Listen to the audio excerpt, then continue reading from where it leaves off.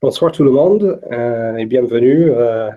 Moi, c'est Alan McCullough. Je suis un grand passionné de Raspberry Pi et on m'a invité très gentiment de vous expliquer un petit peu des détails autour de ce projet, d'essayer de vous aider, de vous assister un peu dans le démarrage, de vous donner quelques explications, quelques idées.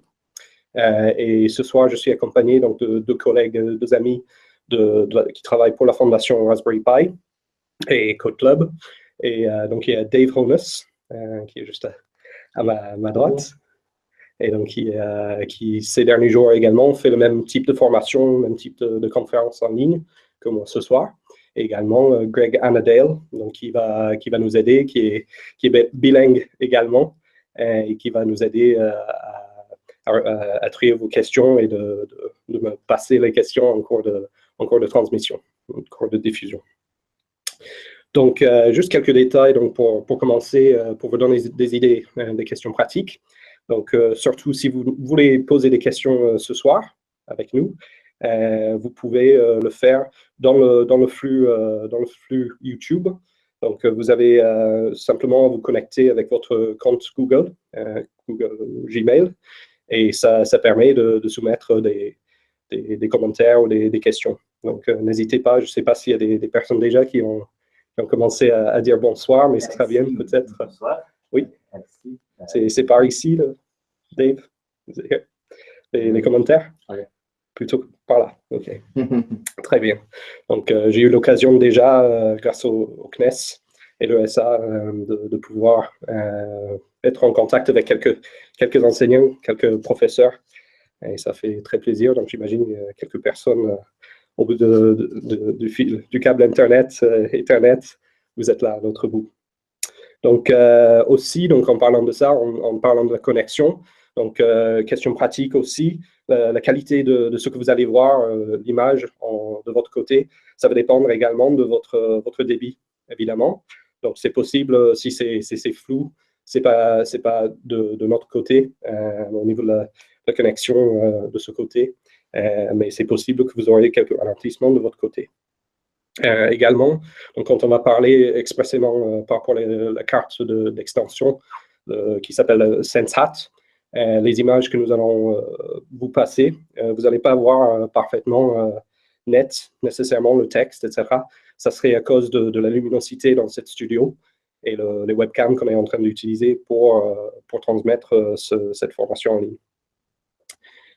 Aussi, très important, pour ceux qui ne peuvent pas rester pour l'ensemble de la conversation ce soir, vous avez également la possibilité de réécouter, même si vous avez assisté à tout, vous pouvez retourner après avec le même URL, donc rpf.io/astropipfr. Donc, vous allez pouvoir reconnecter sur cette URL pour revoir et réécouter la présentation. Donc, pour commencer, on va regarder un petit peu ensemble le kit, ce que vous avez normalement reçu de la part de l'ESA. Donc, si jamais vous n'avez pas reçu le kit à ce stade, c'est pas normal. Donc, il faut vous renseigner auprès de l'ESA ou le CNES plutôt. Vous avez reçu les mails de Christine Corricher, que je salue, et les équipes pour l'éducation. Et donc, vous devez avoir le kit entre vos mains. Je sais que nombre parmi vous ont déjà tout déballé, tout mis en marche, mais il reste quelques questions, quelques précisions. Donc, excusez-moi si je rentre dans les détails. C'est pour permettre tout le monde de se mettre dans le bain. Donc, quand on prend le kit, pour commencer, donc, on trouve que c'est tout joliment emballé. Donc, je vais juste déplacer ça. Donc, nous avons un câble HDMI pour connecter sur notre télé. Nous avons l'alimentation électrique, donc avec les adaptateurs pour chez nous. Voilà. Donc, il suffit d'appuyer pour enlever ça. On va mettre notre branchement, évidemment. nous avons un kit de composants qui vont permettre de monter notre propre boîtier AstroPi. Donc, c'est le modèle imprimé 3D. Donc, à ce stade, on va y revenir tout à l'heure, mais à ce stade, de nombreux établissements ont accès à une imprimante 3D pour pouvoir le faire, ou sinon, vous pouvez également trouver des services en ligne, vous renseigner dans votre entourage pour trouver quelqu'un qui peut vous aider avec ça. Et c'est une copie, c'est basé sur le vrai modèle qui est actuellement les deux qui sont dans la station spatiale, qui tournent autour de nos têtes à quelques 400 km. Donc, pour pouvoir monter ce boîtier, vous avez cet ensemble de composants, et on va en revenir tout à l'heure. Vous avez également un petit dongle, donc une question que quelqu'un avait posée assez tôt. Ça sert surtout si vous avez une télé d'ancienne génération, un écran d'ancienne génération, avec une entrée VGA, c'est ce petit, je place correctement, voilà, pardon. Donc VGA, hop, c'est là, pardon, que je m'habitue. Voilà. Donc, qui permet de transmettre la version HDMI, comme avec le câble tout à l'heure, de le transformer en VGA. Et là, ça permet vraiment une accessibilité pour pouvoir l'utiliser dans tous les contextes. Vous avez également 2 caméras. Donc, il y a un modèle standard donc, qui correspond aux appareils numériques que nous avons dans nos smartphones, dans nos téléphones. Donc là, on est sur du 8 mégapixels. Voilà, il suffit quand vous avez le... Hop, c'est un peu flou. Pardon. Il suffit d'enlever le petit scotch qui est devant, qui protège l'objectif pour pouvoir l'utiliser. Également une version noire donc qui fait l'infrarouge, qui permet de voir, pas l'infrarouge thermique, mais certaines des fréquences de lumière que nous ne pouvons pas voir d'habitude avec des objectifs standards. Donc ça permet de faire des choses avec peu de luminosité, de pouvoir bien traiter ça.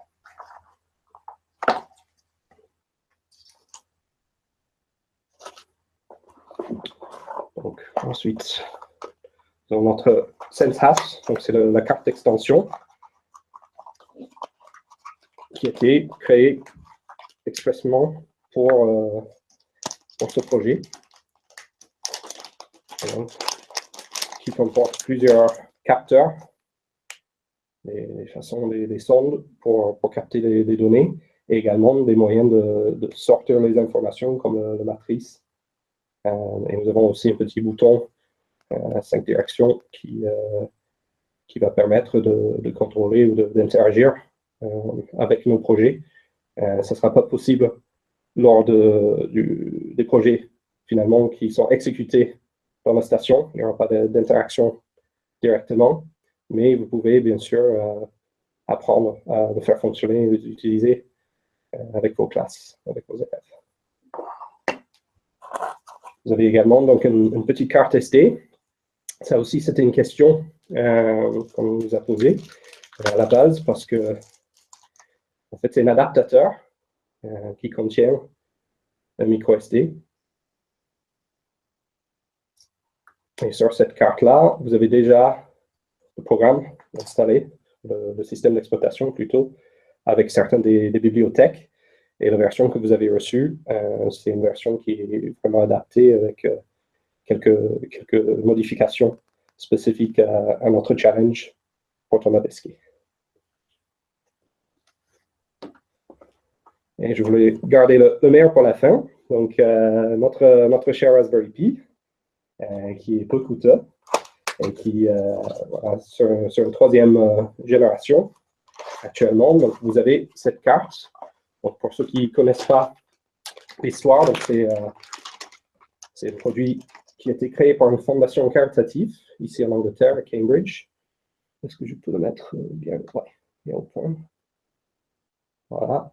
Et donc, cette petite carte, c'est vraiment un ordinateur. Donc, c'est un nano-ordinateur qui peut être utilisé pour toutes les activités habituelles avec les ordi, de la navigation Internet, consultation de mails, bien sûr, traitement de texte.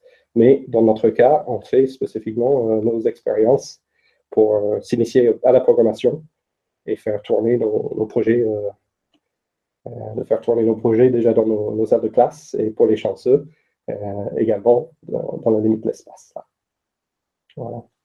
Donc, pour faire un petit tour de la carte, donc, en commençant de ce côté, vous avez l'entrée qui permet d'alimenter la carte. Donc, c'est comme une charge de smartphone. C'est bien au point, l'image, pas trop floue. C'est bon? Okay. Ensuite, la sortie HDMI. Vous avez une sortie qui peut être utilisée soit pour sortir le son sur le casque ou pour les haut-parleurs, et également une broche dedans qui permet d'utiliser les anciennes télé pour sortir l'analogique, les vidéos analogiques. Vous avez une entrée RG45 Ethernet.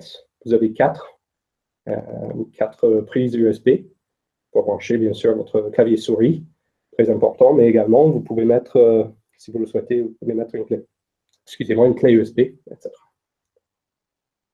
De ce côté, donc, vous avez ce qu'on appelle les GPIO, donc les broches d'entrée et sortie générale, qui permet en fait d'interagir avec la carte et qui nous permet de faire de l'informatique physique en interagissant avec notre environnement. Et dans ce cas, ce sera avec la carte SenseHat qui va être branchée dessus. Et vous avez aussi donc, les branchements pour l'écran officiel qui est tactile de la fondation. Et aussi, donc, c'est à ce niveau-là, l'autre petite prise qui permet de brancher nos appareils, nos caméras sur cette partie-là. Et toutes ces informations-là, vous pouvez les trouver dans les tutoriels en ligne éventuellement. Okay. Nous avons une question oui. De Grelier. Alors, dans les projets Astropy, est-il possible d'utiliser le son en sortie? Donc, sur la station, ce ne sera pas possible cette fois-ci. Par le passé, lors de la mission Team Peak, il y avait, après la première série d'activités, le premier projet, il y avait carrément une partie qui permettait un projet pour faire un lecteur MP3. Et donc là, effectivement, il y avait une sortie son. Mais pour au moins pour les missions qu'on connaît, qu'on a sur le site Proxima, il n'y a pas cette possibilité. Okay. Okay. Donc, vous devez vous assurer que vous avez l'ensemble de ces pièces pour commencer. Et ensuite également, ce qui est également dans le carton avec le SenseHat. Donc, vous avez aussi un petit sachet avec des vis qui permettent de monter la carte pour bien le protéger, pour éviter que ça s'abîme si jamais un des élèves le bouge un peu trop. Ça protège les broches et la carte.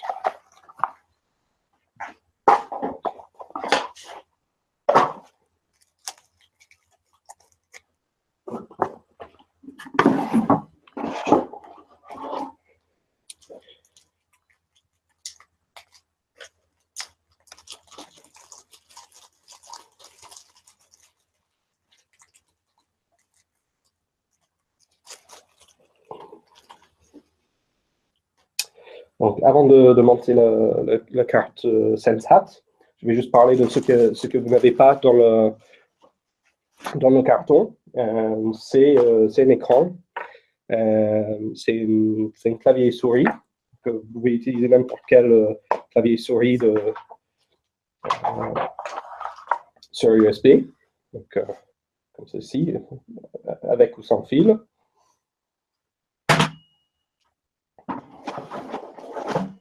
vous avez déjà votre câble HDMI aussi. Okay. Donc, vous aurez aussi besoin d'une petite tournevis. Donc, juste un petit tournevis également pour pouvoir monter la carte. Je le montre en face. Je vais faire. Donc, vous allez prendre, pour monter,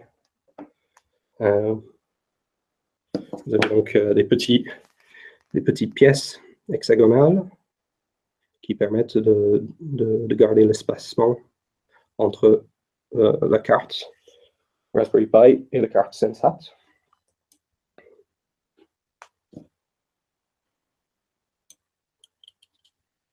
Donc, vous avez des petits trous de montage sur la carte. Vous pouvez commencer par le visser à la main. Pas obligé de trop forcer à ce niveau-là.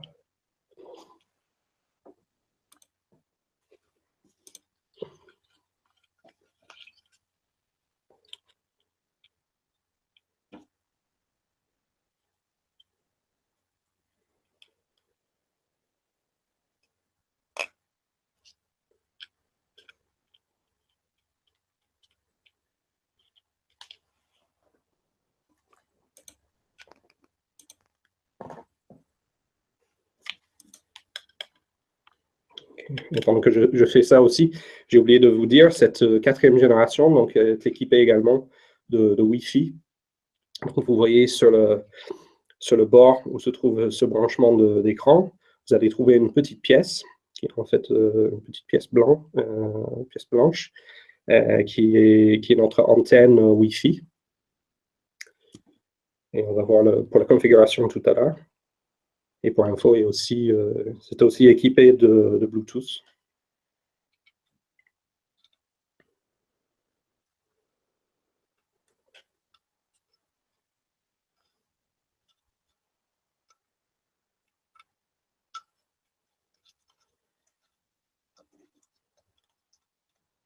Okay. Donc, à ce moment-là, je mets Babbage en place. Donc à ce moment-là, on peut prendre notre Sensat, on va brancher sur les GPIO. Donc c'est très important de ne pas se tromper, excusez-moi, au niveau du branchement, que ça soit bien aligné pour que les informations passent bien, les connexions électroniques. Donc, on le place en face et on appuie dessus pour que ça s'enclenche comme ça. OK. Et nous avons les autres vis pour terminer.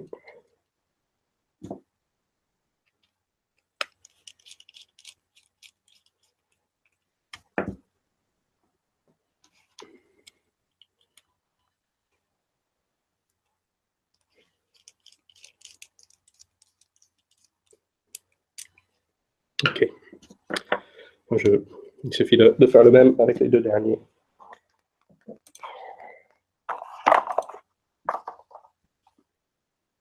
Donc, à ce moment-là, on peut tout brancher.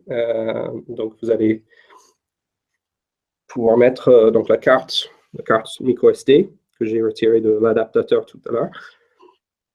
Ça se branche en dessous.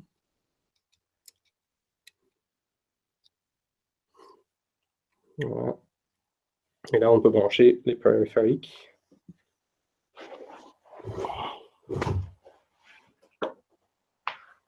On a un écran qu'on a préparé.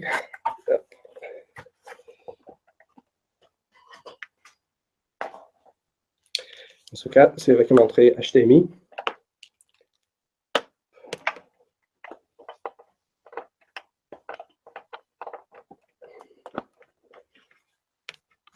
Il faut pencher sur le côté.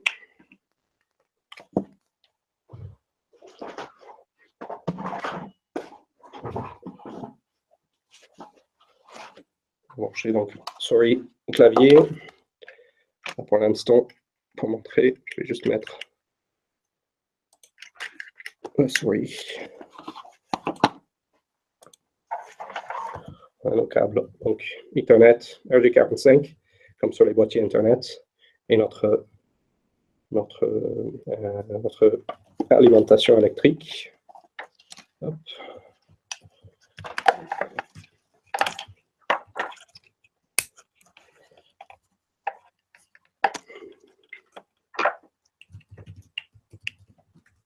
Je vérifie juste que nous avons...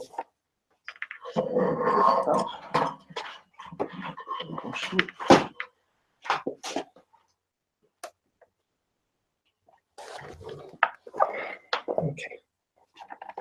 Good. Vous allez voir, donc, en branchant. Donc, si on a déjà installé le SenseHat, on va voir pendant les quelques secondes au début, ça va démarrer. On va voir les couleurs de l'arc-en-ciel. Et ensuite, à l'écran, donc on a les étapes qui déroulent. C'est très lumineux, donc on ne voit pas beaucoup. Mais vous pouvez voir en bas de votre écran, quand vous lancez Noobs, donc cette version de Raspberry Pi, de système d'exploitation pour le Raspberry Pi, vous avez la possibilité au moins de mettre, déjà à ce niveau-là, de mettre en langue française les petites explications qui déroulent lors de la première installation. Et vous allez voir les logos et du projet Astropy et aussi les agences spatiales qui déroulent à l'écran. Donc ça, cette étape-là, qui en fait, c'est le déroulement, la mise en place, vraiment l'installation du système d'exploitation avec tous ces fichiers. Ça prend quelques minutes, donc on va laisser cette partie-là de côté pour l'instant. Le temps de passer au prochain sujet. Nous avons quelques questions, peut-être on pourrait en prendre.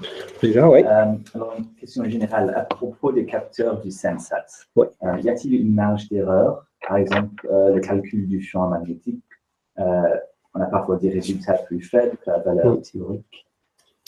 Donc, comme tout composant électronique, il y a des marges. Ensuite, ce n'est pas à notre niveau dans les documents qu'on a partagés pour l'instant, il n'y a pas de communication là-dessus. Mais on peut trouver, même pour le SenseHat, on peut trouver des informations en ligne concernant les spécifications de cette carte, donc en cherchant en ligne. Mais pour les marges, on ne donne pas les informations précises par rapport à ça pour ce projet-là. Et à votre avis, c'est quoi le plus intéressant en termes de caméra, la caméra classique de celle IR? Parce qu'évidemment, on ne peut pas avoir les deux, alors qu'est-ce que vous suggérez? Ça dépend du projet. Ça dépend du projet. Vraiment, moi, par exemple, personnellement, un projet que j'avais fait à la maison, c'était d'observer les poules dans le poulailler. Et donc, du coup, j'ai mis un système infrarouge qui permettait de le voir. Il y a aussi des choses intéressantes qui étaient même utilisées lors de la mission Principia de Tim Peake, dans les projets qui étaient déposés, qui était de prendre des photos de l'espace avec la version noire, infrarouge, pour voir l'activité, parfois par rapport le chlorophylle, les arbres, etc. Mais pour la plupart des utilisations, mais surtout pour les marées, le plus simple sera d'utiliser effectivement la version standard avec la lumière visible, parce que ça permet déjà de faire des activités avec les enfants pour qu'ils comprennent, même faire des stop motion, des choses comme ça. Mais les deux sont très intéressants et les deux sont possibles pour des projets bien spécifiques, les uns comme les autres.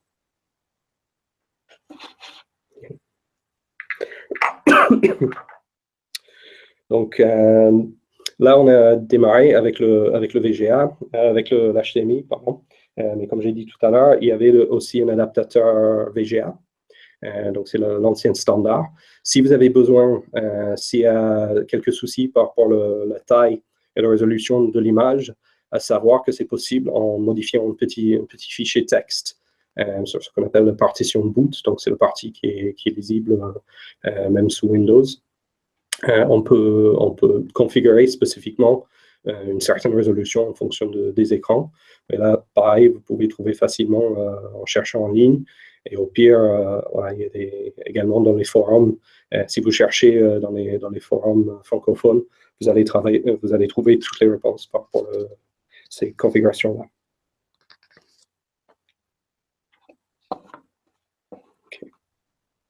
Je reviens sur l'autre.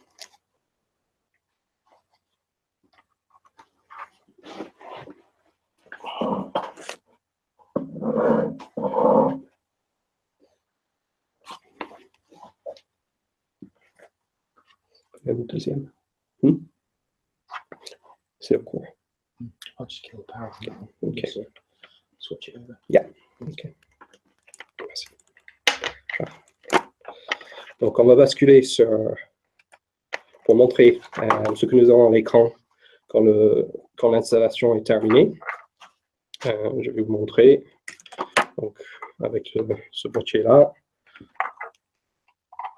à quoi ça ressemble. Donc, on branche notre réseau. Et notre paille démarre. Alors, comme tout à l'heure, on voit la matrice de Dell qui s'allume pendant quelques secondes, le temps de démarrage.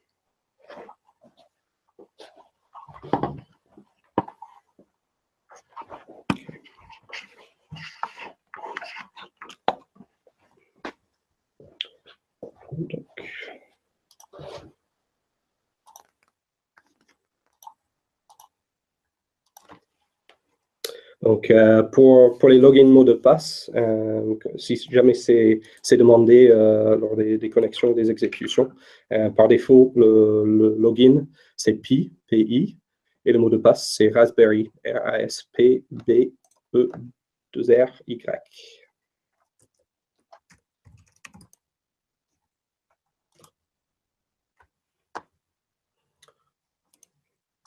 Je vais vous partager l'écran. Voilà. C'est bon? Dave? C'est bon? Donc pour le partage de l'écran.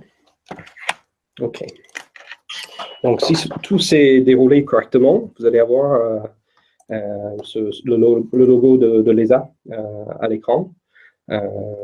Si jamais vous avez un souci à un moment donné et il faut remettre à zéro votre PI, vous pouvez simplement appuyer sur le bouton Maj au moment de démarrage et ça va vous basculer dans un mode de remise à zéro pour pouvoir utiliser de nouveau votre PI.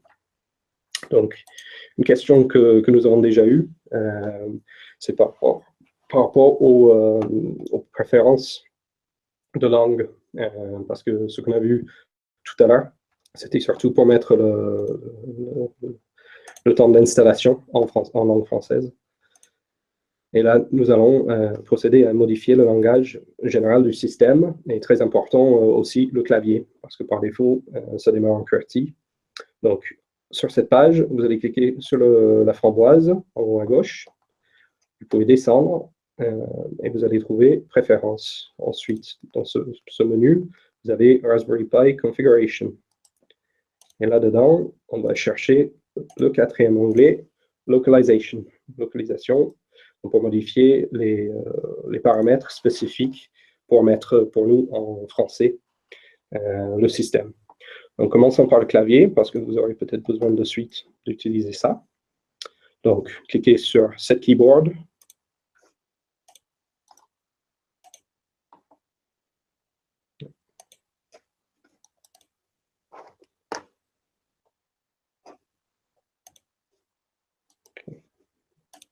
Voilà. Donc, on va changer plutôt local d'abord. Donc, langage. Là, on va cliquer dans cette liste et on va chercher French. Et on va le mettre FR France. UTF-8, c'est la version conseillée. Et ça va modifier nos settings. Ça va demander ensuite le redémarrage. Mais on peut d'abord modifier également, si on le souhaite, on peut modifier notre zone par rapport aux horaires. On peut le mettre en Paris. Donc là, une question que nous avons eue dans les autres conférences concernant les horaires, c'était pour demander sur quelle tranche horaire travaille la station spatiale, donc c'est l'UTC, c'est le temps standard. Voilà, et donc du coup, même les informations par rapport aux projets, ça va être ce timestamp, cette marque d'horaire qui va être utilisée.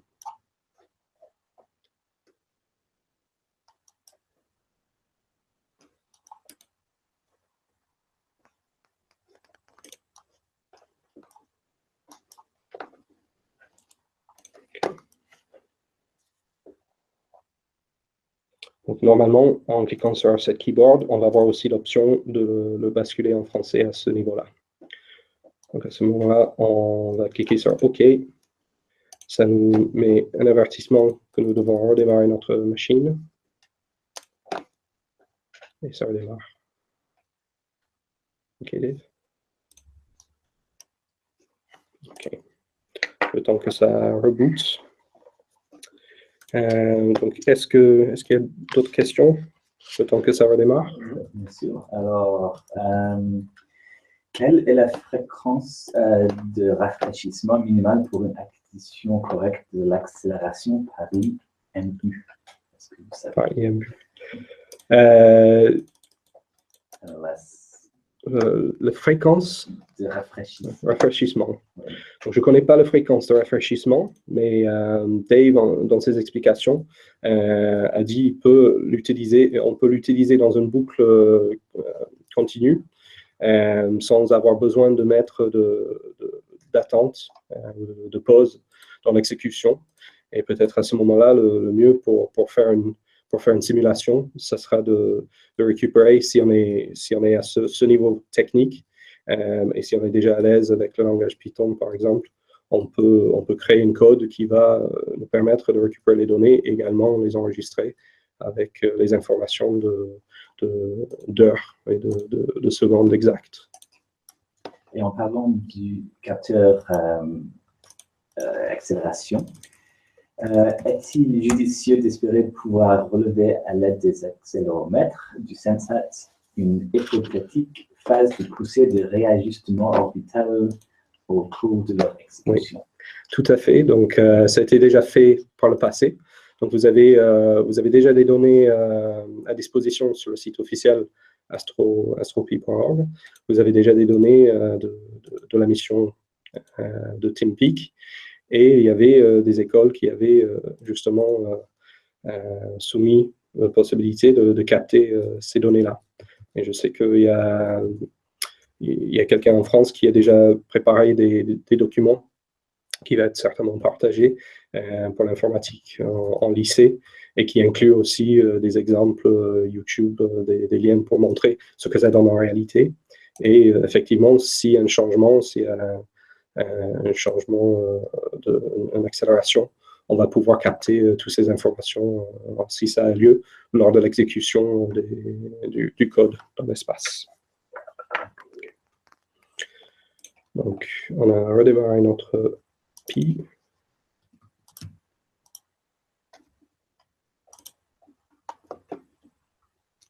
Dave, c'est bon? OK. Donc ici, on voit que tout a été basculé en français. Je vais juste vérifier une dernière fois concernant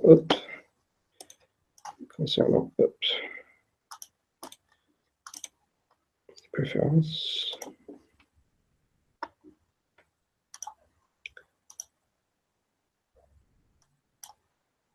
Localisation. Okay. Donc, pour se connecter au Wi-Fi, on a un logo ici en haut à droite. On va l'allumer. Et ensuite, ça va rechercher, comme avec un smartphone, ça va rechercher les réseaux qui sont disponibles. Bon, on a déjà activé notre connexion, mais à savoir à ce niveau-là, si vous voulez, si vous deviez vous connecter sur un autre réseau, vous cliquez simplement sur le réseau et vous entrez votre mot de passe à ce niveau-là. Donc, on est sur CTV. Donc, je viens de dire un tout petit peu mot par rapport à Python, mais pour nous, dans le monde francophone et surtout évidemment en France, avec l'introduction dans nos programmes scolaires de la programmation, Dave, comment ça? Donc, on est surtout, on utilise Scratch chez nous, et donc on va regarder ça dans quelques instants. Mais tout à l'heure, on va revenir vers le fait qu'il y a des émulateurs aussi, surtout pour la partie Python, qui sont accessibles soit en ligne, soit sur le Raspberry Pi directement.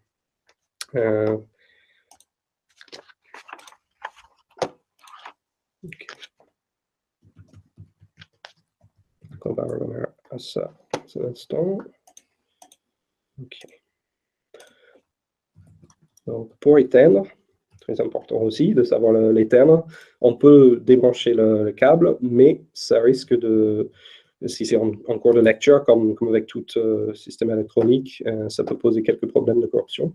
Donc, il vaut mieux l'éteindre proprement. Donc, pour ça, on passe simplement par le framboise, shutdown et shutdown pour l'éteindre.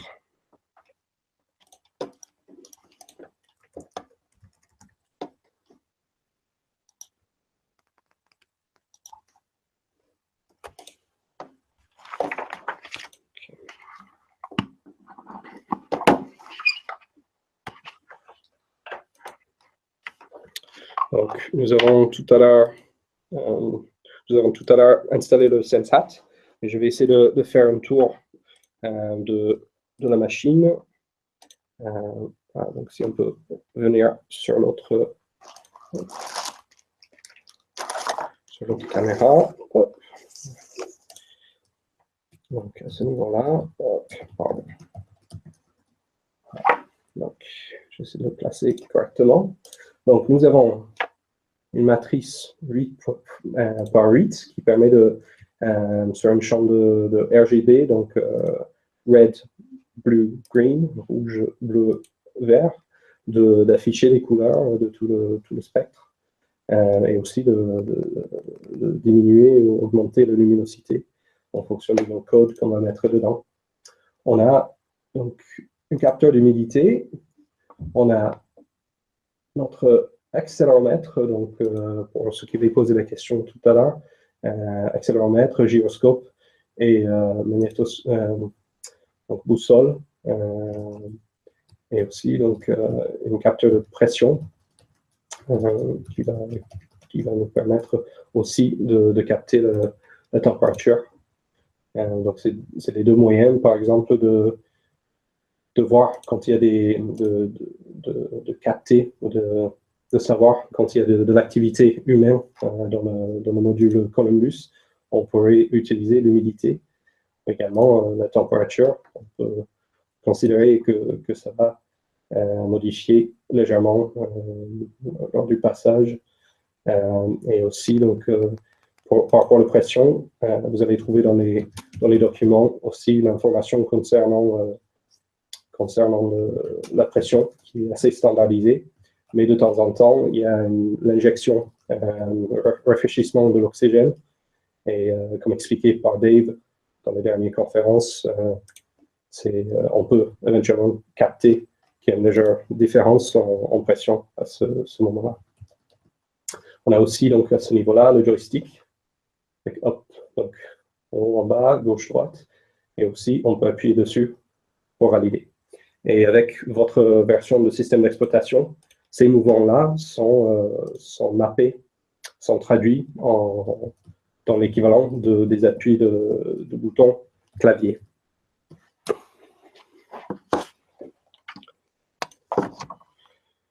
Donc, je vais démarrer notre carte de nouveau et on va regarder ensemble le fonctionnement avec Scratch. Donc, vous avez dû également recevoir un mail avant Noël de la part du CNES avec les documents, avec quelques supports, des suggestions pour les cours. des explications pour la fonctionnalité.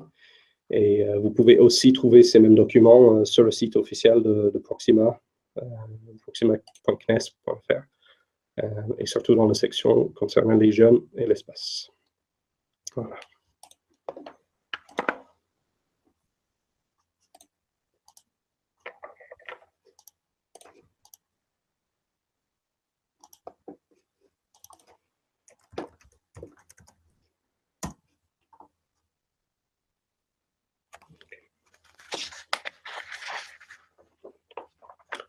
Ça va le timing, le temps, c'est bon. Okay. Excusez-moi. OK. Donc, pour Scratch, on va pouvoir se connecter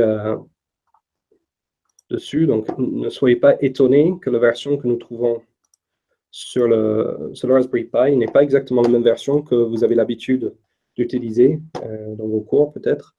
Donc, la version que nous utilisons et qui permet de piloter et de lire les données de la SenseHat, c'est une version N4. Et la version actuelle en ligne, qui tourne sous d'autres technologies, c'est la version 2. Donc, mais la version 2 est également accessible désormais sur le Raspberry Pi. Mais pour ce projet-là, pour AstroPi, on est sur la version N4, qui a la fonctionnalité qui permet de communiquer justement à travers les broches GPIO avec les blocs dont vous avez l'habitude d'utiliser, en ajoutant simplement les variables. Donc, on a remarqué dans la documentation qui était transmise, certaines des traductions ne correspondent pas au fonctionnement directement sur le Raspberry Pi. Donc, on va regarder surtout ça ensemble.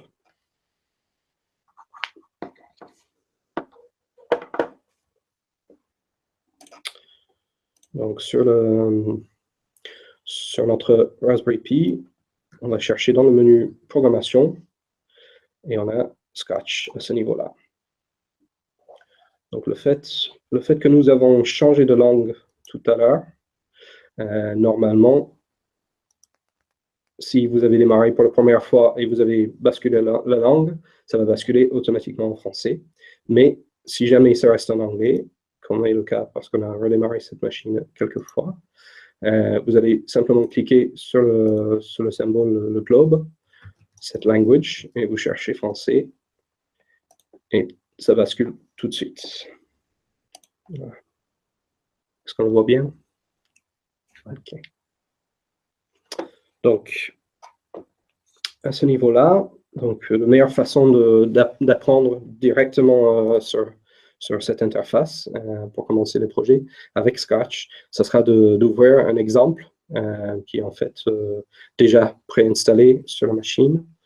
Donc, il suffit de passer par Fichier, Ouvrir.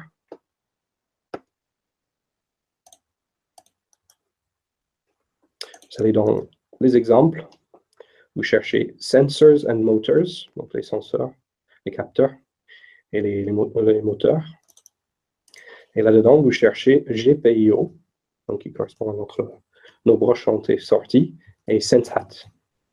Vous cliquez sur OK, et ça va nous ouvrir donc, toute une page de script associé à notre lutin Scratch. Et c'est un bon point de départ, surtout, pour construire vos propres projets. Comme expliqué, donc la version qui a été transmise ne correspond pas exactement aux informations qui sont ici. Donc, ça sera bien de partir de ce modèle-là pour pouvoir bien avancer. Donc, nous voyons ce premier bloc. Peu importe à quel moment, quel type de projet vous allez faire, si vous voulez interagir entre Scratch et votre Raspberry Pi, et le SenseHat surtout, c'est une construction pour initialiser le système. Donc, on va démarrer un genre de serveur en ajoutant cette variable à add-on attribué SenseHat. Envoyé à tous GPIO server on. Donc, c'est à ce moment-là que nous allumons notre serveur en arrière-plan qui va permettre d'échanger des données On a quelques exemples ensuite en dessous, en appuyant surtout sur les boutons qui vont permettre de lancer soit sur la matrice, soit en captant des informations et les affichant à l'écran, avec les détails à ce niveau-là. Donc, si je prends le SenseHat, on peut basculer peut-être sur ça. Je vais appuyer sur le bouton D, donc qui va lancer une information, lancer un message qui s'affiche à l'écran. Voilà, donc c'est un peu lumineux. Voilà. C'est surtout un graphique en bleu et blanc, donc ça ne sort pas super bien comme on avait dit tout à l'heure. C'est aussi une question de la fréquence. Quand on capte ça avec le webcam, ça ne donne pas exactement la même chose que ce qu'on voit en réalité. Voilà. Si je veux remettre tout à blanc, je vais simplement appuyer sur espace. C'est extrêmement lumineux aussi. On ne voit pas beaucoup, mais vous pouvez croire que c'est blanc. Voilà. Ensuite, on va regarder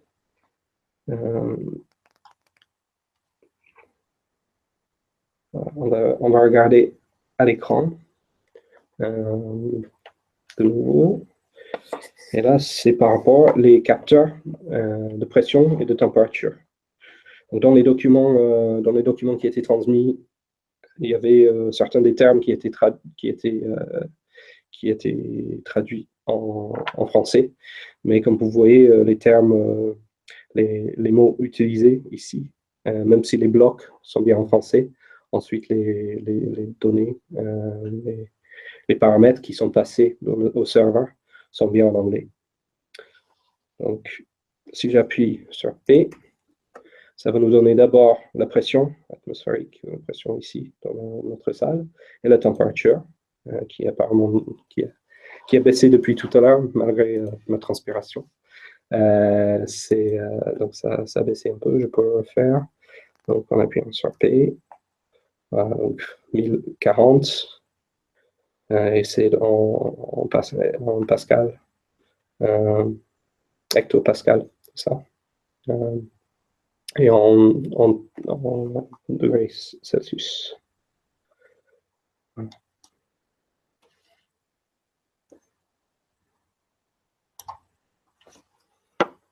Ensuite, il y a d'autres petites démonstrations qui existent, comme si j'appuie sur le bouton S. Donc là, pareil, c'est très très lumineux. Voilà. Donc on a des options, si on utilise Python pour le contrôler, on a des options pour modifier la luminosité, mais directement dans Scratch, c'est beaucoup plus clair en réalité que via le webcam, mais le mieux c'est d'essayer vous-même, vous allez voir ça pour pouvoir le montrer en classe et de faire des expériences. Et si on veut éteindre toutes les LED, donc on va appuyer sur le bouton Q. Voilà. Et ça revient au début. Donc là, pareil, on a la possibilité de mettre un genre d'arc-en-ciel. Donc on va appuyer sur R pour Rainbow en anglais. On voit que ça remplit de couleurs. Je vais le remettre à 0 avec le bouton Q. En fait, toutes les informations sont passées dans ces blocs que vous voyez pour référencer chaque LED dans la matrice, les uns après les autres.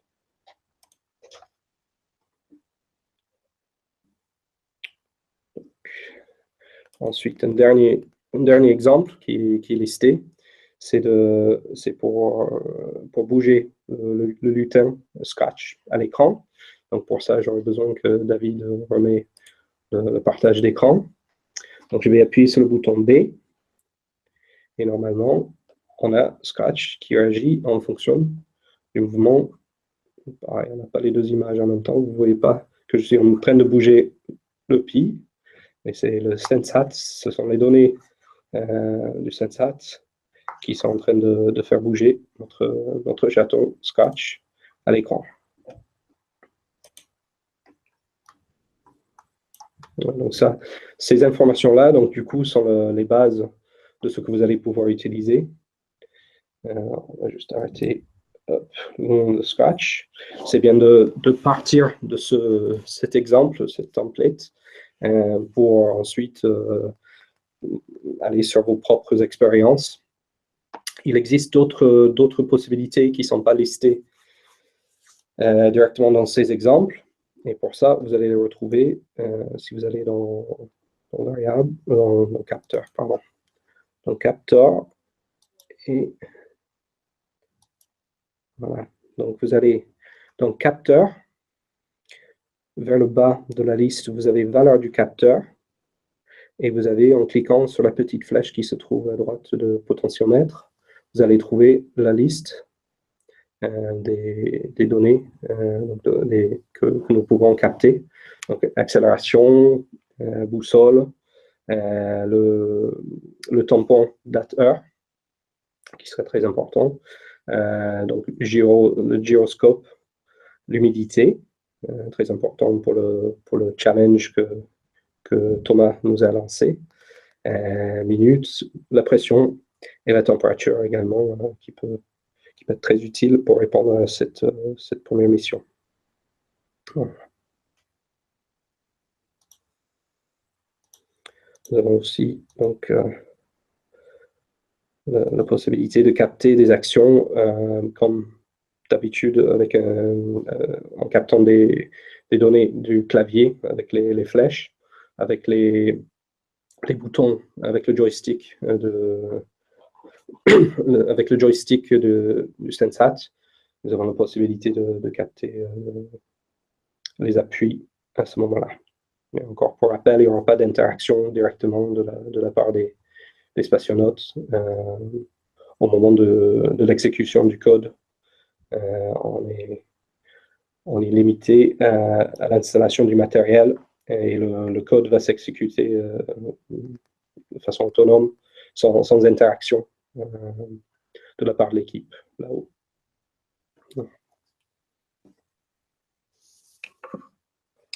Est-ce qu'il y a des questions? On a quelques questions plutôt générales.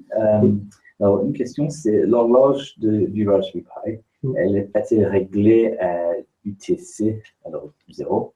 Oui, donc tout à fait. Ouais. J'avais dit tout à l'heure, donc oui, l'heure standard dans la station, c'est l'UTC.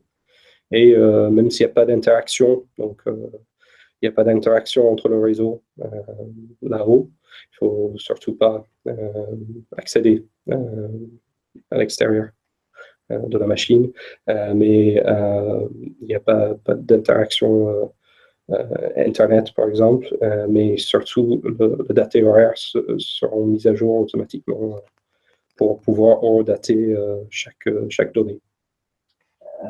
Alors, peut-on trouver des heures ou des tranches d'heures prévisionnelles de phase de poussée pour prévoir l'heure d'exécution du code? Donc, on n'a pas ces informations, mais c'est possible. S'il y a des communications, il faut surtout, je pense que pour toutes les informations, il faut suivre les fils, que ce soit médias sociaux, des annonces, etc. S'il y a des informations publiques qui peuvent nous aider dans nos activités, c'est le meilleur moyen, c'est de s'abonner au flux de CNES, de ESA, etc., pour être à jour avec les informations concernant l'activité là-haut, et bien sûr de Thomas, Peggy, Shane, les autres astronautes, pour suivre un peu ce qui se passe là-haut. Ce sera la meilleure façon d'avoir ces informations-là.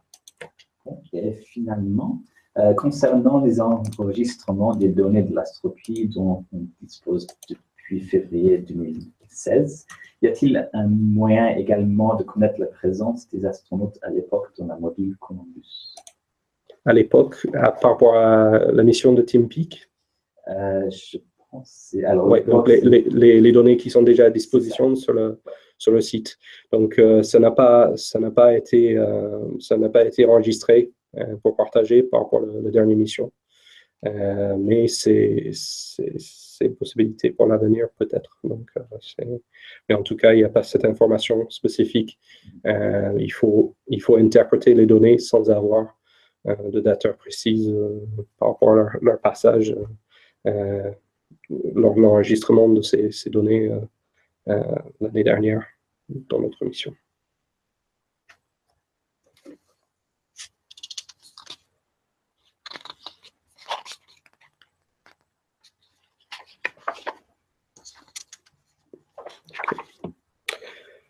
Donc, pas d'autres questions pour l'instant. Une question juste au sujet de Scratch. Laurent nous dit, je n'ai pas l'impression d'avoir les mêmes programmes Scratch. Peut-on recevoir, se présenter? Est-ce que ça devrait être la même version, c'est ça? Si c'est la version sur le Raspberry Pi, ça doit être forcément cette version-là.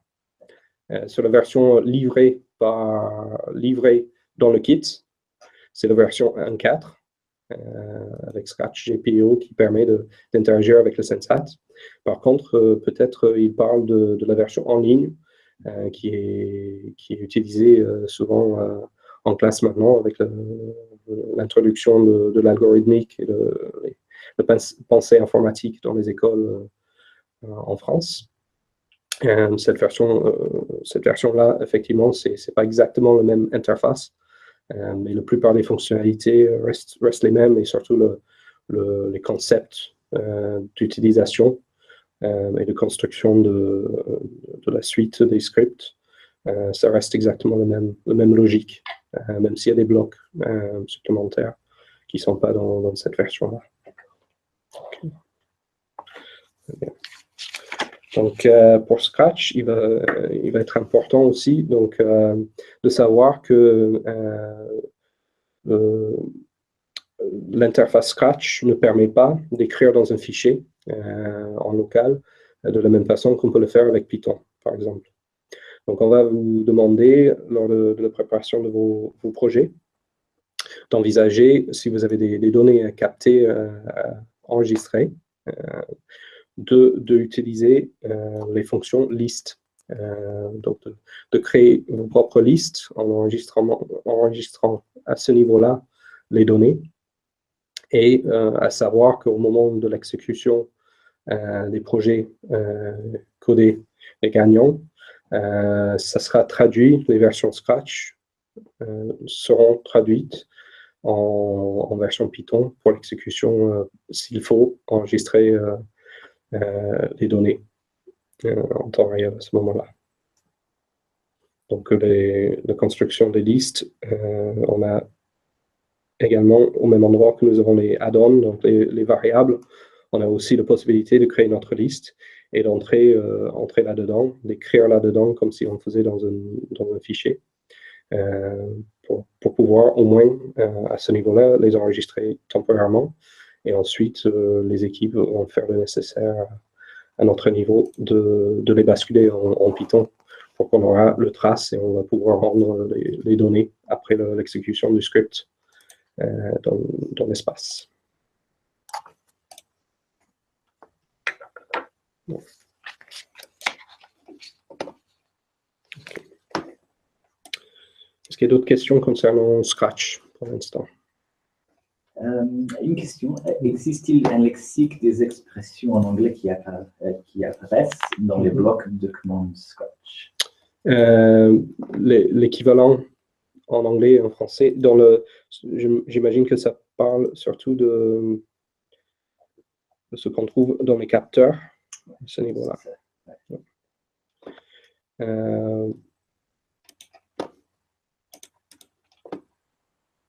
Donc, il n'existe pas. La réponse pour l'instant, c'est qu'il n'existe pas de simple lexique accessible. Ensuite, il y a beaucoup de documentation qui a été partagée déjà via le site. Et on peut trouver également en ligne, on peut trouver un certain nombre de documents. Il y aura d'autres sans doute partagés dans les prochains jours. Et pour rapidement expliquer, donc Accel, c'est l'accélération qu'on passe ces boussoles Full date time, c'est la date heure complète. Donc, ça sera ce qu'on appelle le tampon Unix, donc qui est le temps qui court depuis 1970. Et on a un moyen de le transformer. Gyro X, Y, Z, donc gyroscope. Hours, nombre d'heures. Humidité, les minutes. La pression, pressure. Et temp, c'est temperature.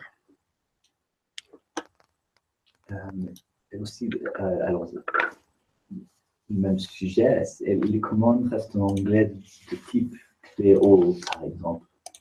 Le type Clear all. Clear all, Clear all, oui. Ça reste en anglais. Donc, Il y a des commandes similaires, je pense qu'ils sont toujours en anglais, peut-être.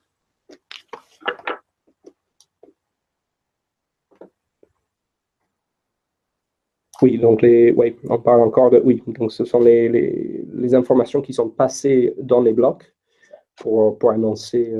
Donc ce sont effectivement ces informations-là sont en anglais, comme également dans Python quand on interagit avec les bibliothèques.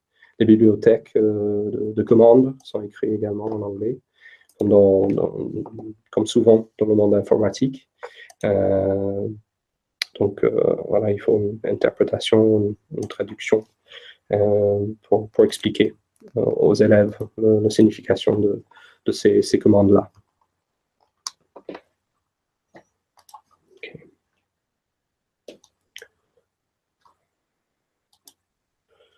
Donc, à ce moment-là, on va parler brièvement de Python. Donc, il y a de nombreux lycées, surtout, qui sont déjà qui utilisent Python, et Python, c'est un très bon deuxième pas dans le monde de l'informatique. C'est un langage, une syntaxe qui s'approche à la nôtre. Et on peut, sur notre système, si on cherche à coder en Python, on a surtout donc, le Python idle, donc qui est l'interface graphique de code, dans lequel soit on peut écrire directement des commandes, soit il y a également des exemples que nous avons.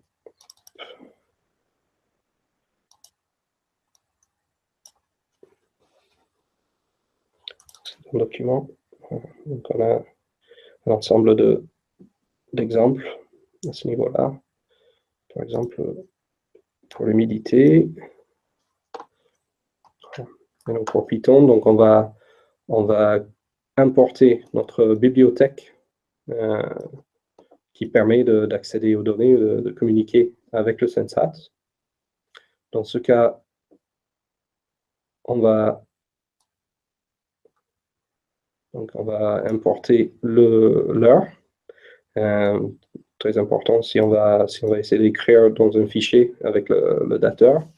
On initialise avec un variable notre sensHat. Là, cette commande senseLowLight true, c'est par rapport à notre setup ici dans le studio. Et ensuite, while print true, ça va nous permettre de lire à l'écran la température. Donc, en appuyant sur F5, ça lance le script et on voit la température actuelle.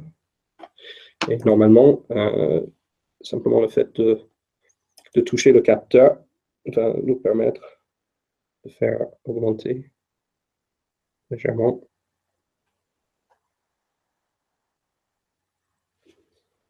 Donc, les mains trop froides, voilà, on voit ça monte à 25 avec mes mains sur la machine. Donc, quelque chose d'important à dire, c'est que quand on capture les températures avec le Raspberry Pi 3 que vous avez dans le kit, cette dernière génération, il y a un petit peu plus de chaleur qui est émise par le processeur qui se trouve juste en dessous de la sensat. Donc, ça peut avoir un léger effet sur le résultat. Mais par contre, savoir les versions qui sont sur la station, même si ça n'a aucun impact niveau logiciel, niveau software, les versions qui sont dans la station spatiale sont les premières générations, donc le modèle B+, qui émet un peu moins de chaleur quand ça tourne. Donc, ça va avoir moins d'effet sur vos expériences, sur le code que vous allez exécuter. CTRL-C, et on peut sortir de là. Donc, moi, j'ai fait tout à l'heure, juste pour info, j'ai appuyé sur le bouton F5, mais si on est sur cette page avec notre script, notre code, il suffit de cliquer sur Run et Run Module, et ça va avoir le même effet. Voilà.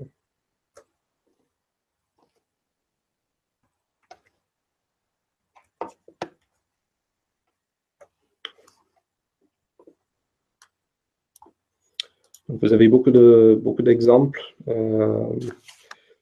sur le site Astropy, des projets qui étaient déjà réalisés.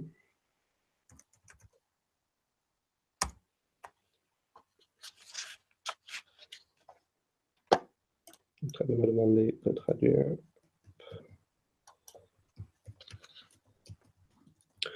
Donc, les dernières infos sont là-dessus. Le message de Thomas. Et ici, sur Learning Resources, donc les ressources pour apprendre, vous allez trouver beaucoup de documentation en anglais, qui est complémentaire par rapport à ce que vous avez reçu en français, et qui permet, surtout avec Python, d'interagir avec la carte. Et c'est là-dedans, pour ceux qui posaient des questions concernant les données, il y a peut-être d'autres qui n'avaient pas encore vu, mais les informations se trouvent dans Astropy Flight Data Analysis, donc les analyses de données des vols. Et ici, on a des exemples qui montrent l'installation. Et on arrive à télécharger, et ça explique la signification de chaque colonne. Et on retrouve les mêmes les noms similaires à ce qu'on avait trouvé dans Scratch pour les données qui étaient captées. Et ici en bas, donc vous pouvez télécharger les données qui étaient captées par les modules installés dans le Columbus et Node 2.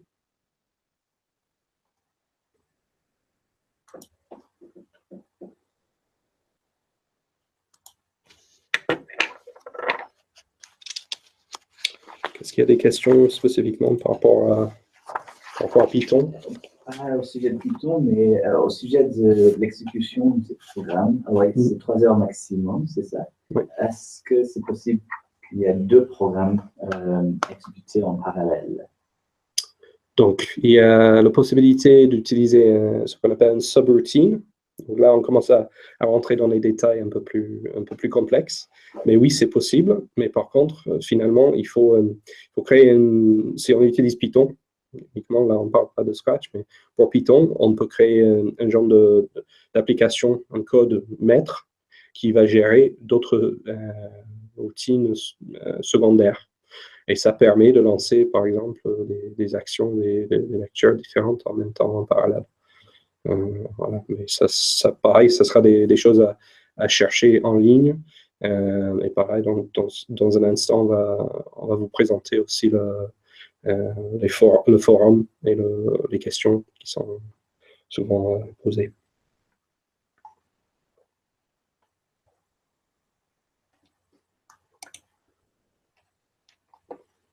Peut-être on regarde le Soyuz à ce moment-là. Donc, on a d'autres moyens de montrer l'interaction avec la carte, c'est de faire surtout pour montrer aux enfants, pour visualiser les données, parce que c'est toujours plus sympa de faire vivre ces données, on arrive à mieux comprendre. Donc, il y a un exemple très sympa qui est basé sur Soyuz.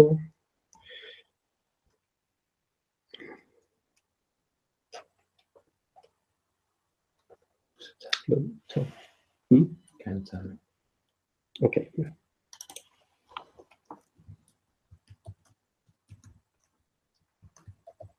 Vous allez trouver également sur le site des explications pour pouvoir l'installer.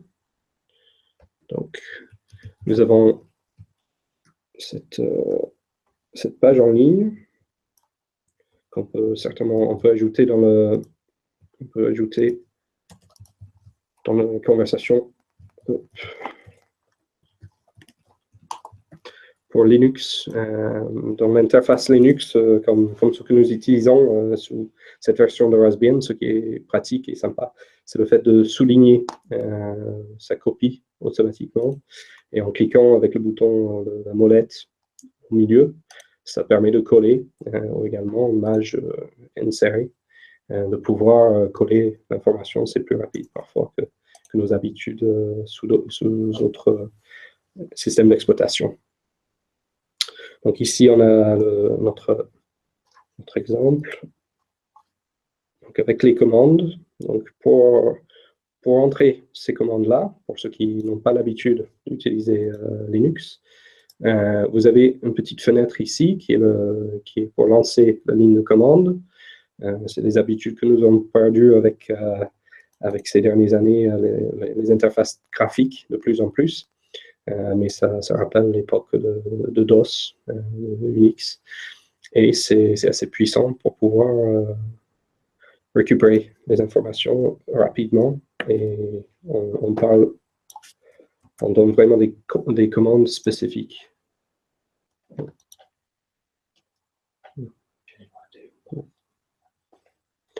Je le lance straight away. you just want the Py3D one. OK. There's another command, Py3D. It's been pasted into the chat. OK. Yeah, sorry. I just launched. Je lance. Yeah, just run it. Yeah. OK. Bon, vous allez retrouver toutes les informations qui sont là. Donc,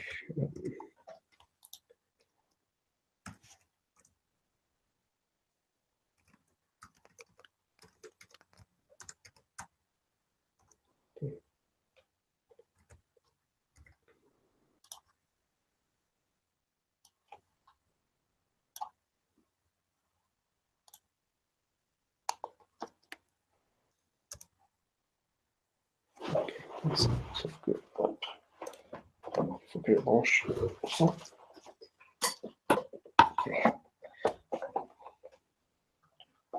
Mon code est en train de tourner. Je vais juste brancher mon écran. Normalement, voilà. La capsule Soyuz. Avec le Raspberry Pi, ça récupère, donc grâce au Sensat, ça récupère les données et ça fait tourner notre émulation, notre visualisation du Soyuz à l'écran.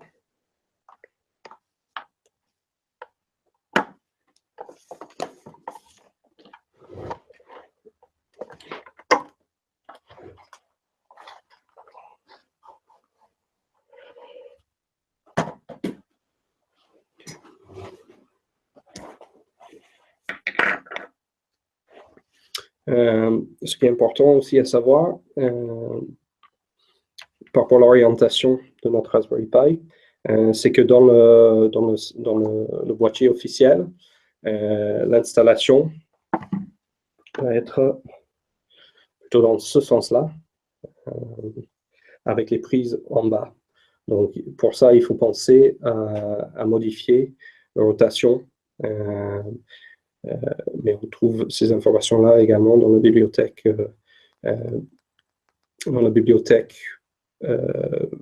pour le Sensat en Python. On peut regarder ça peut-être.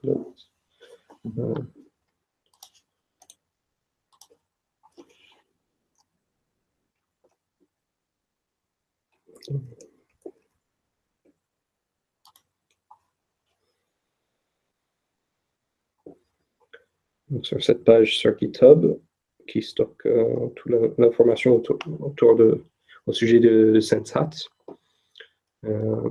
Ça donne des exemples. Et il y a la documentation, beaucoup de documentation en anglais également via cette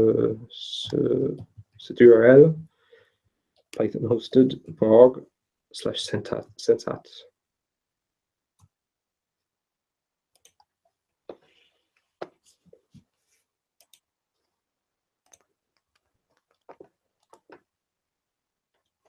Et donc, si vous avez besoin d'avoir les informations sur l'API, les commandes que vous pouvez utiliser, c'est dans cette section-là, ça donne beaucoup de détails. Et surtout, ouais, ça commence par cette rotation. Donc, c'est cette commande-là qui permet de orienter correctement votre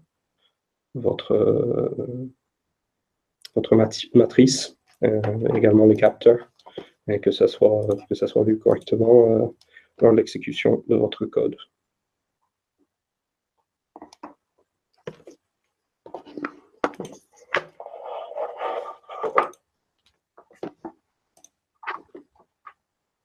Okay. Je parle de ça, non? Okay. Il y a encore des questions? On a deux questions un peu plus spécifiques. Mm-hmm. Alors, premièrement, est-il possible de programmer via un cron job l'heure et la date d'exécution d'un programme Python? Ça sera dans ce projet, ce ne sera pas utilisé, ce ne sera pas modifié à ce niveau-là. Donc, c'est vraiment, il y aura beaucoup de projets, beaucoup de code à exécuter. Donc, ça va dépendre, voilà, ça sera la décision des équipes par rapport à l'ordre, etc. Donc, ce ne sera pas possible d'anticiper, surtout à quel moment le code sera exécuté. Donc, et surtout, oui, au niveau de le fonctionnement général de la machine, on demande surtout de rester sur l'interaction entre le Sensat et le code. Aussi, on peut prévoir, je suppose, l'enregistrement d'un fichier et espérer de récupérer ce fichier par la suite. Oui, tout à fait. Donc, ça fait partie de ce qui est prévu. C'est qu'il y aura un retour de données sur ceux qui sont retenus pour avoir le code exécuté sur la station spatiale. Ça sera ensuite traité et rendu à la suite de l'exécution. Okay.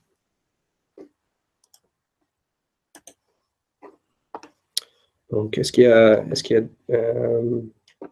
je pense que peut-être il y a des personnes qui regardent qui ont déjà commencé à faire ou préparer leur flight case, leur boîtier. Donc, vous avez la possibilité donc, de l'imprimer dans les 4 morceaux pour le construire. Et vous avez tous les composants, du coup, dans ce petit sachet. Pour savoir plus sur ça, Dave de la Fondation vient de lancer sur le chaîne ESA, il y a un fichier et une présentation YouTube avec toutes les étapes qui sont nécessaires à la réalisation de ce boîtier. Donc, si on va sur YouTube, User, ESA, vidéo.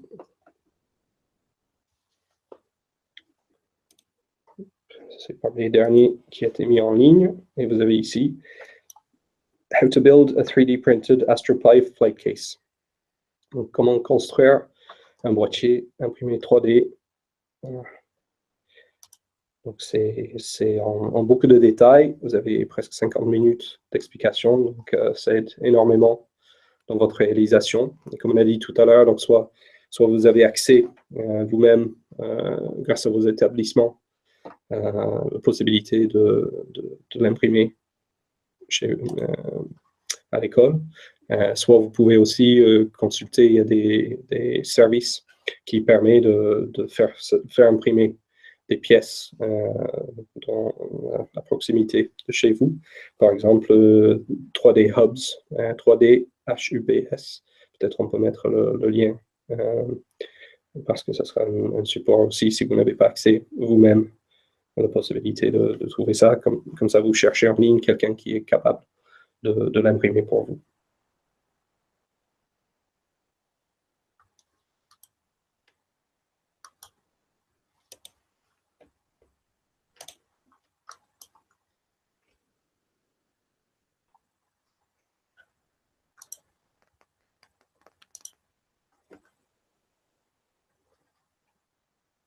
Okay. Donc, juste pour rappel, donc je vais vous ramener sur le site Proxima. Hop.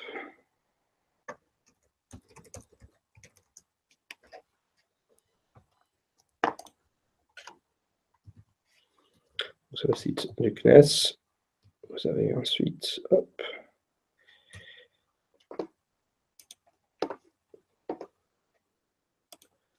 donc ça charge, hop, Proxima et les jeunes, hop,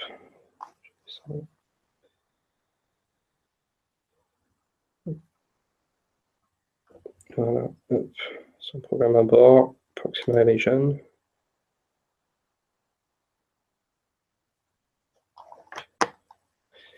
Et au fur et à mesure, quand il y a d'autres infos concernant le projet Astropy, ils sont souvent publiés ici. Donc, vous connaissez déjà le planning, le calendrier. Vous avez aussi les données que vous avez reçues par mail. Vous avez les explications des challenges, le challenge et les missions primaires, secondaires. Les consignes.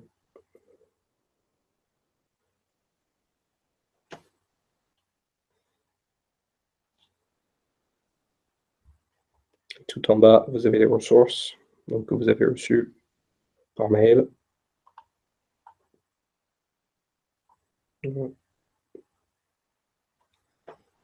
Et ensuite, en parlant de ça, donc vous avez aussi les émulateurs dont je vous ai parlé tout à l'heure. Vous avez dans programmation, vous avez une version de l'émulateur qui tourne sur la machine en local, par exemple.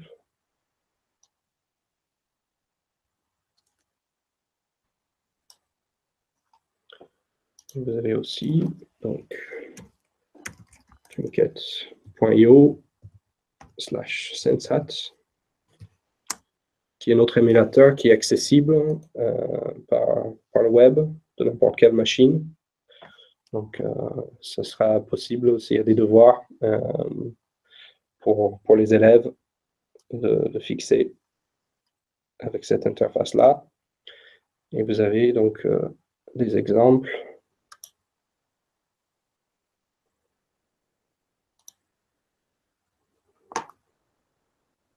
Déjà en place.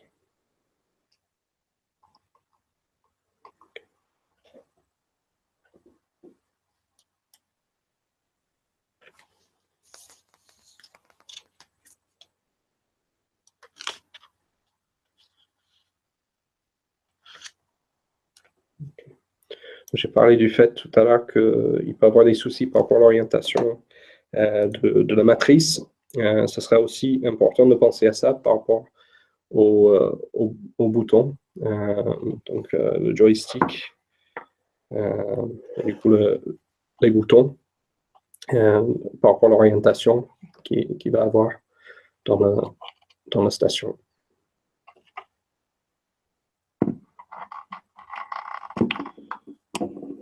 On va passer, peut-être s'il y a encore une question ou deux.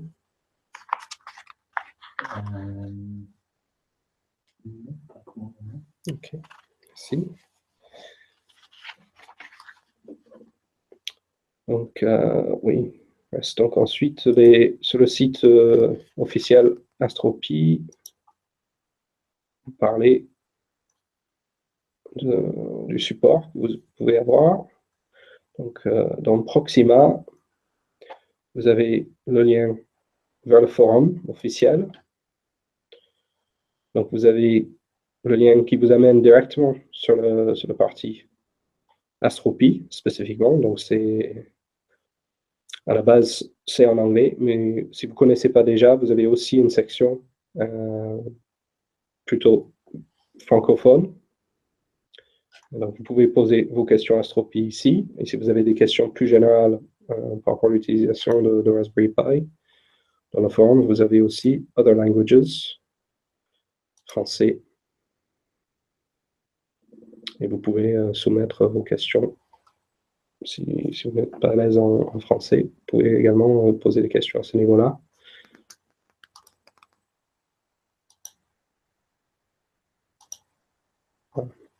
Mais pour les questions spécifiques astropie, vous avez ici aussi. On peut toujours répondre à ce niveau-là.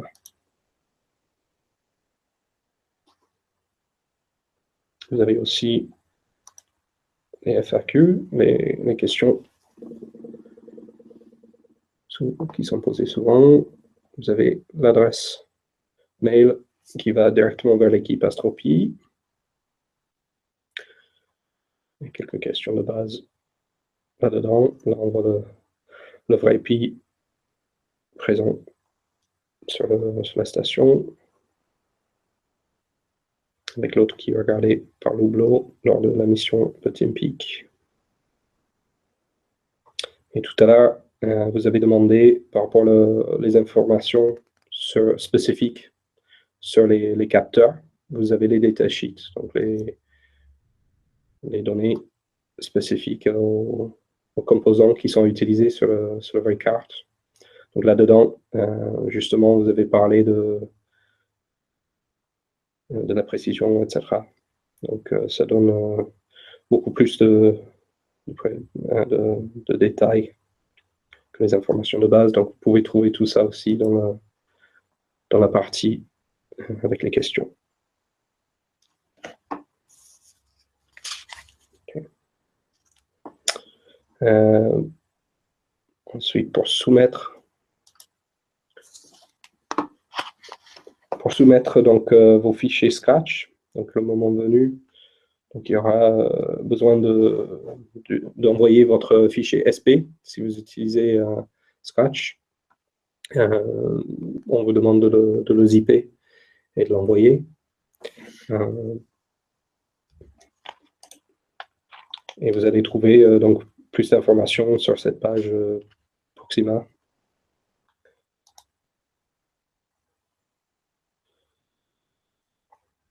À ce niveau-là.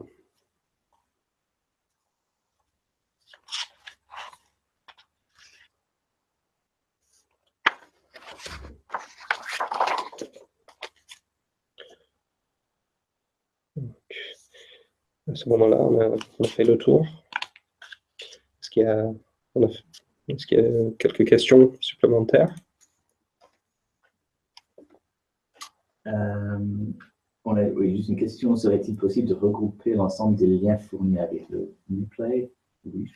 Oui, et on peut ajouter des commentaires avec tous les liens qui sont concernés. Oui, ce qui a été mis dans la conversation, dans les échanges, ce sera possible de récupérer, les publier. Ce sera utile de les rassembler.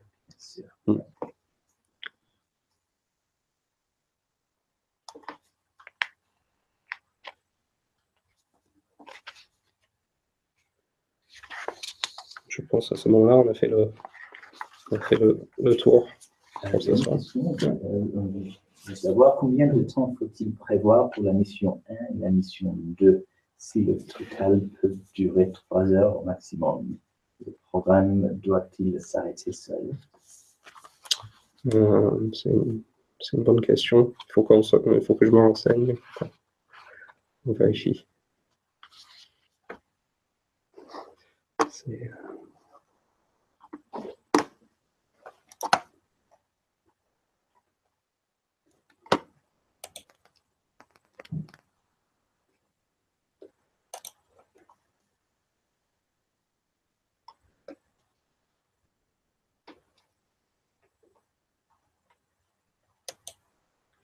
D'autres questions?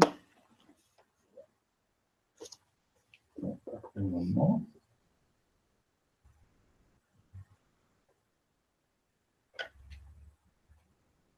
OK. On s'arrête là? C'est ça? Il n'y a plus de questions en ce moment. Bon, à ce moment-là, je vous remercie pour votre attention. Je remercie Dave et Greg pour leur aide.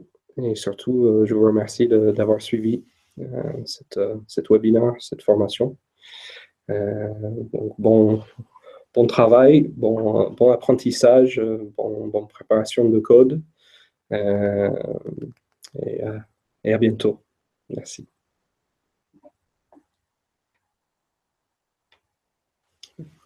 Ouais. Bonsoir.